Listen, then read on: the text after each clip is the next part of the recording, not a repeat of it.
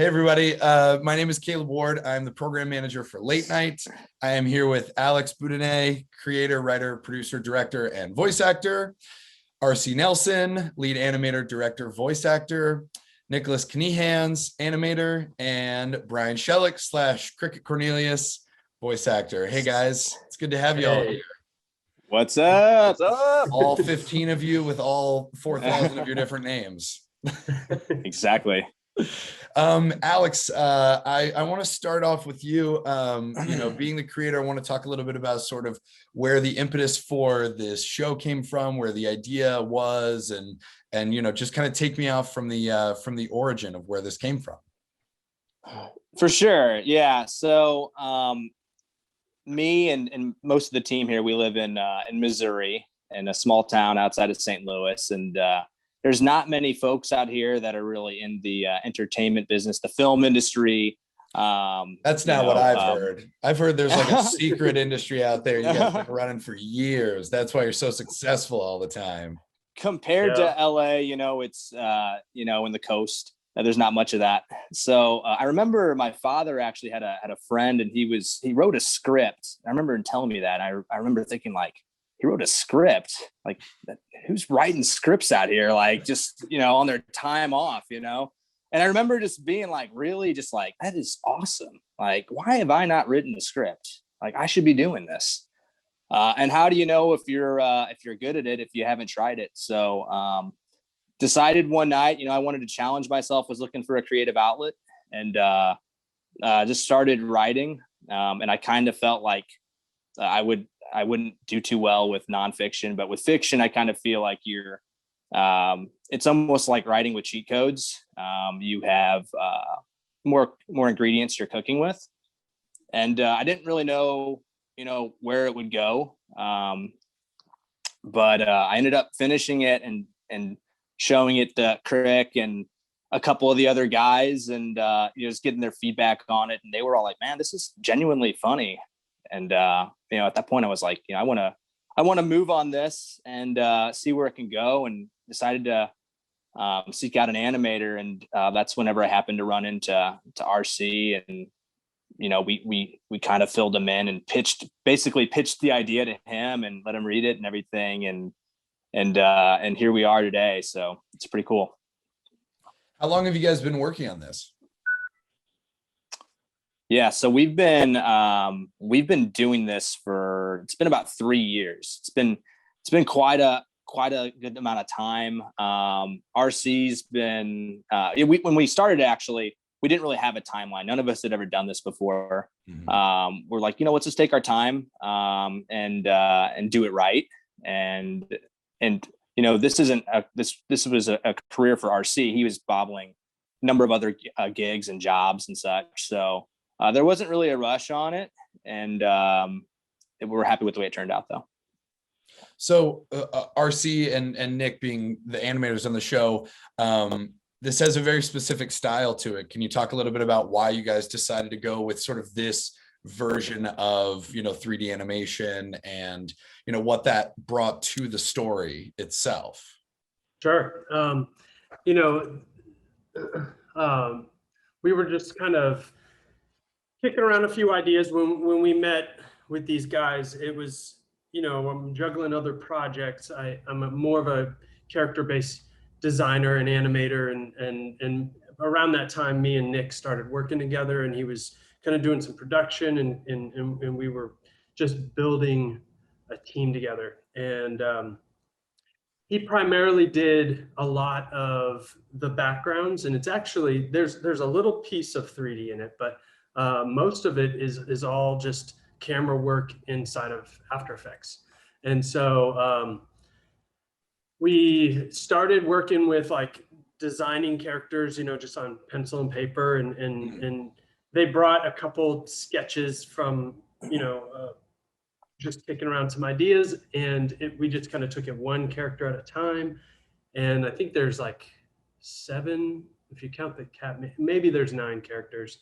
And these characters, I really wanted to bring them to life and make them feel like light could bounce off of them, and they're really in an environment, and it feels very spacious, and it kind of took shape based on the environment that we built. And so all the characters, I mean, we played around with doing some, hand-drawn animation, and we didn't really like, we really wanted to build the characters so they could be reusable, since we're kind of telling this episodic story. Yeah. And so we rigged everything up and built this world, and it's been awesome. That's the thing that really impresses me about the world of animation. And I'm not an animator. I cannot draw. I am not a visual artist by any stretch of the imagination, but how it really is like building a world and building a camera rig. It takes just as much, if not more work than it does doing a physical production, because you have to build this world and build the rules for, how lighting works within this space. And I just think that's so cool and so impressive. And there's a very specific style to River City that I think is really interesting. For sure. Brian, Brian, you and Alex both voice characters in the show. How many characters just across the board did you guys like split up between the two of you? Because I know there's a lot of crossover in certain ways. Well, I can honestly say I only voice just the main character, Edwin. Mm-hmm. We have there's actually a bunch of others that have done a lot of voiceovers for us. So we kind of split it up between us as far as when we were writing the script, and what characters did we think would fit us, and then we kind of fit other people in after that. Gotcha. Alex, I want to kind of talk a little bit more about River City as a whole and where the idea for this town sort of came from. Mm-hmm. Yeah. I mean, I've always been a fan of horror, and especially like kind of like the homegrown terrors, like It, Halloween. Mm-hmm. Down to some of the more classics like Monster Squad. So it just has a certain vibe, those movies, and I really wanted to have that with this animation. At the same time, though, I wanted to do something that really was kind of different, and I thought that maybe like I don't see much animation, like horror style animation. Yeah. And even this first episode, there's not much horror in it. There's definitely some darker vibes that are going on. Mm-hmm. But you're setting a tone, It is for sure. But at the same time, I kind of really wanted to. It's kind of a hybrid of horror with kind of like an Americana. Like I've always liked like old school movies like American Graffiti. Mm-hmm. The style of Grease. That. So I kind of microcosms of a universe that take place in like just a town of like 10,000 people. Yeah, all that just resonated really well with me. I thought that kind of building this unique world that has a little bit of everything, and it's just kind of where it went. Oh, that's cool. That is very cool. Gosh, I just had a question, but can we talk a little bit about Gravedigger? Because I'm obsessed with Gravedigger. And have any of you ever been sucked up into a tornado? Yeah, that's actually really a pretty awesome story. So I used to work at a bar called the Dock House, believe it or not. And the producer, mind blowing. The producer, one of the other producers, Murdoch, he was actually at the bar, and we were just having a conversation, and he's from Oklahoma. Sure. And true story, we're just having this conversation. This strange guy just interjected in, and he was just like, "You guys ever been up in one of those tornadoes?" And we're like, "Man, did you really?" I mean, it was just literally he fed me a line, and just that whole interaction with him. There was a lot of characters like that that would come into the bar, and if you just stretch your imagination a little bit, it's not that far from what happened in the show. I've been a bartender. You don't have to stretch your imagination that much. Yeah, exactly.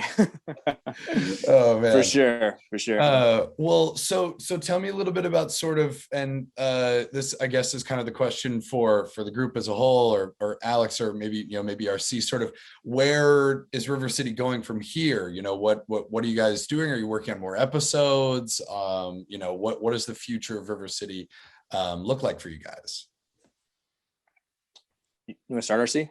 Sure. Yeah. I would love to do a full series. I would love to take these characters. I mean, there's a lot more characters. We haven't really even introduced, Daryl the Demon, or these other characters, like what was the name? I don't know how much you want to give away. Yeah, there's a lot more. And I also wanted to say too, everyone in this project, it's not a big crew, but I know that there's only 4 of us here, but I know that Brian, every time that he would do his lines, I know we were going to get a good performance from him, and he also we actually finished episode 2 as far as the writing goes, and he was instrumental in he wrote a big chunk of it, really. So I think everyone's really going to like it. We're excited to get that going. But everyone in the team, I couldn't ask for a better team. They were all so great. But yeah, moving forward, we definitely we want to keep pushing, and there's a lot more to be told. This was just an introduction. There's so much more. It's really going to get dig deep, and we're going to actually be introducing a female protagonist in the next episode, and some great characters. I mean, some real weirdos. Love that. So is there a place that people can follow or find more information, or you guys, or about River City directly? I mean, you can follow us on Facebook. We have a Facebook group, and it's called River City, the show, I believe. Got that marketing campaign down. I know, right? It's called River That's City, amazing. I guess. I don't know. Yeah. Good luck finding us, everybody. Yeah, see, that's the thing, is like, leave them wanting more, and they got to hunt for you. It's like it's like an AR experience. Right. Yeah. So it's River City Show Cool. on Facebook, and then my studio, Maddie Burns Creative Studio, is always kind of posting things about the characters and kind of bringing it over to the Facebook page of River City. And you could always go to maddieburns.com, where we're constantly putting things out there. So yeah. Yeah. Awesome. Well, my last question, for everybody, is, obviously, the pandemic shifted a lot of things and changed a lot of things, but it didn't change our consuming habits. Is there anything that over the last year you guys have been watching and enjoying, whether it's like episodic or movies or things like that have just like really blown you away, or maybe something you really hated and like you're just on a soapbox about it? Yeah, I mean, I'm a big Midnight Gospel fan. Rick and Morty. What did I recently? Midnight Gospel is great.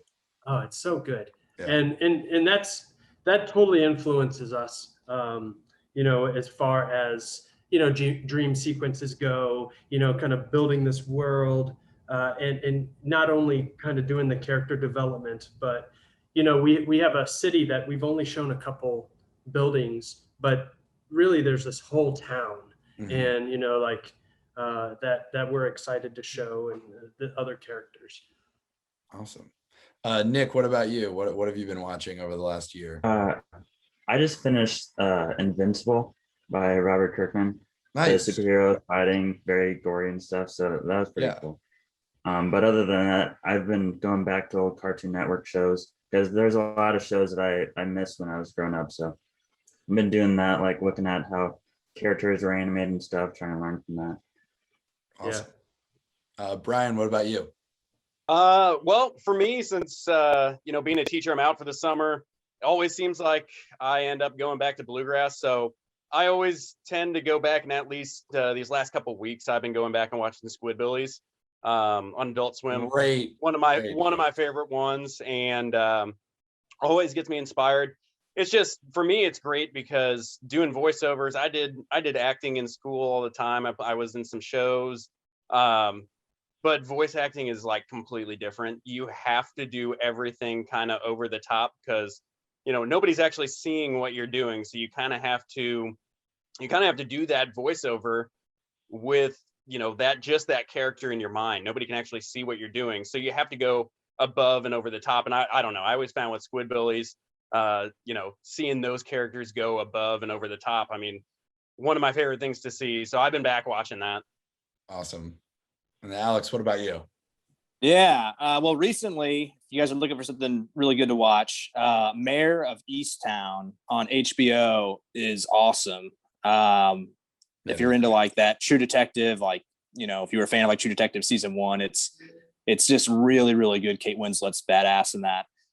So I'm actually wrapping that up, and then I usually just go back to old school South Park. I really liked. Especially the older seasons, just what Matt Stone and Trey Parker are capable of. It's just it's pretty awesome. Yeah. I've been rewatching Aqua Teen Hunger Force. Nice. Yes. It's been so long, and it feels like I'm watching it for the first time. It's so good. No, it's fantastic stuff. I hear that. Yeah. Well, awesome, guys. Thanks so much for being here. Really thanks, appreciate Caleb. it. Thanks for sharing River City with us, and we'll see you soon. Yeah. All right, man. Thanks. Awesome. Thanks a lot. Thanks, guys.